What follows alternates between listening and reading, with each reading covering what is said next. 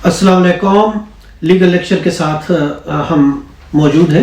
आज के legal lecture है रेस जुडिकेटा कि रेस जुडिकेटा क्या होता है। देखिए, सिविल मैटर्स में एक लफ्ज इस्तेमाल होता है रेस जुडिकेटा।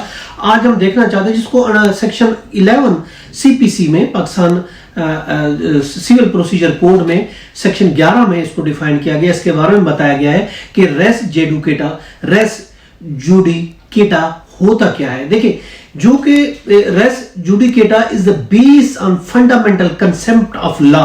जो लॉ का बेसिक कंसेप्ट है, ये उस पर ये बेस करता है जो रेस जुडिकेटा है। यानी justice demand that every cause should be once fairly tried and public tranquility demand that have been tried once all litigation। यानी कानून ये कहता है, जस्टिस ये कहता है, इंसाफ ये कहता है, अगर कोई भी मसला है, कोई भी प्रॉब्लम है, तो एक ही दफा उसको फेयरली तरीके से, इंसाफ के तरीके से, प्रॉपर अपॉर्चुनिटी दोनों पार्टियों को देते हुए किसी चीज का फैसला कर दिया जाए। यानी एक केस को एक ही दफा दो पार्टियों के दरमियान अगर एक कोई डिस्प्यूट है किसी एक चीज के बारे में, मैटर एक है, पार्टियां एक है, तो उसको एक ही दफा डिसाइड होना चाहिए। बार बार कोई भी पार्टी उसके बारे में कोई लिटिगेशन फाइल नहीं कर सकती।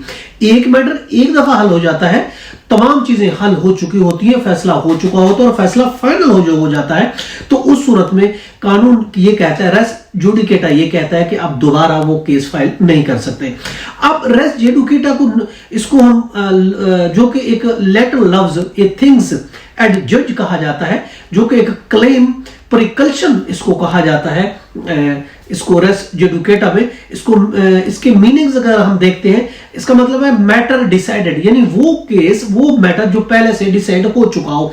यानी एक दफा अगर कोई केस पार्टी करती है, वो डिसाइड हो जाता है, उस चीज के बारे में बार बार हम केस फाइल नहीं कर सकते। दोबारा कोई भी पार्टी उस चीज के बारे में केस फाइल नहीं कर सकती। एक दफा अगर वो केस मेरिट पर डिसाइड हो चुका है, सेम पार्टीज हैं, सेम मैटर्स है, तो वो दोबारा कोई पार्टी उस पर केस फाइल नहीं कर सकती। इसका मकसद क्या है?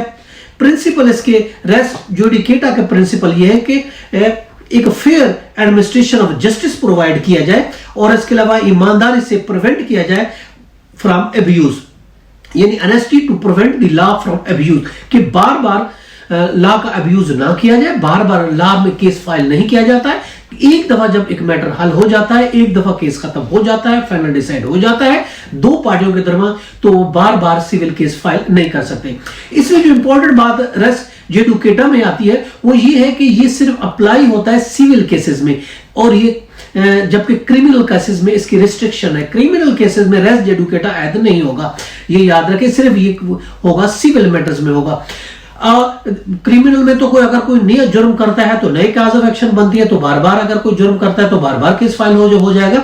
लेकिन सिविल में अगर एक मैटर डिसाइड हो जाता है दो पार्टियों के दरमियान एक ही चीज के बारे में, तो वो बार बार केस फाइल नहीं कर सकते। ये बैंडिंग है, क्योंकि इसका मकसद है, अगर बैंडिंग उस सूरत में है कि अगर आइडेंटिटी इन द, ये याद रखे, things in the same things, अगर सेम चीजों के बारे में एक ही केस में एक चीज हो जाती है और वो काज ऑफ एक्शन हो जाता है, cause identity of the cause of action, और इसके अलावा पार्टी टू बी एक्शन, इसके अलावा this in action of the party involve, judgment was final, और इसके अलावा parties were given fair opportunity, और इसके अलावा to be heard the issue, जो भी इश्यूज थे दोनों पार्टियों के प्रॉपर मेरिट पर केस डिसाइड हुआ, दोनों पार्टियों को प्रॉपर टाइम दिया गया, प्रॉपर अपॉर्चुनिटी दी गई, और वो फेयर ट्रायल के जरिए एक फैसला हो गया, ऑन मेरिट डिसाइड हो गया। एक तरफा फैसला नहीं था, एक्स पार्टी फैसला नहीं था, और दोनों पार्टियों को प्रॉपर टाइम दिया गया, प्रॉपर उसको एक फेयर ट्रायल का अपॉर्चुनिटी दी गई, और उसके बाद एक जजमेंट आई, फाइनल जजमेंट आई,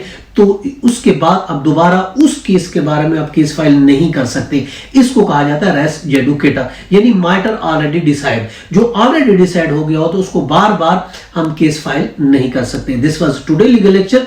इसके साथ इजाजत, फिर मिलेंगे। Have a nice day. Allah Hafiz.